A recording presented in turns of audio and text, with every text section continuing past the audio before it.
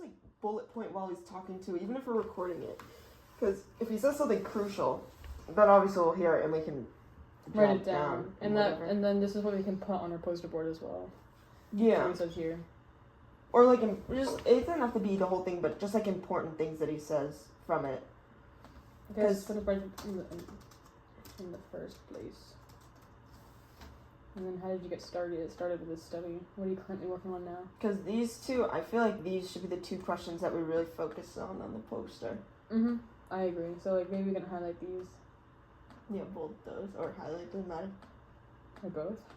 I guess. And then what is the biggest takeaway? That can be like a whole like section itself. But these two can go hand in hand.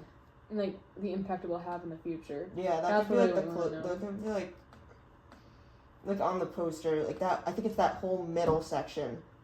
Like, this can just be like a whole, like the bottom half. Mm-hmm. Alright, Gavin hearted the message, so he's definitely on board with doing the interview sometime this week. Alright, our first question, as just an introduction, what is your name, age, and where do you work? Hello, I'm Gavin Nolan. I am 22 years old, and I am a research assistant in the lab of Dr. Alina Garner at Harvard Medical School.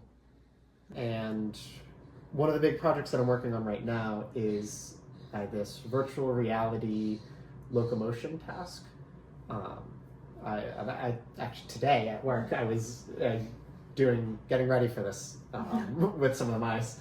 We'll be running the experiment at the end of the month, but it's a very simple experiment that we're starting with before we start to explore some of our more complex questions. But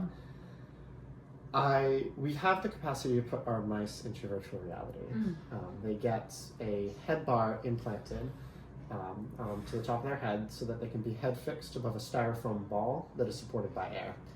And as they run on the styrofoam ball, their head stays still, but as the ball moves, we're tracking that motion, and we use that to update the displays on a screen that's placed in front of their face.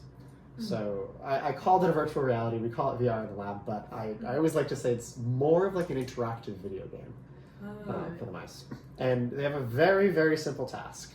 They're placed in the virtual reality, and in front of them is a hallway. And all they have to do is run, if they want. Or they can sit there. There's no reward, there's no incentive. The mice get nothing for running, they get nothing for sitting there. And what we do is we've created this sequence of the auditory stimuli that will play, that we will in a random order, they will experience 2 minutes of either the silence condition, the patterned stimulus condition, that same patterned stimulus condition but transposed into a different frequency range. You guys are musicians, I just transposed it up a fifth. And then they will also have the non-patterned stimulus.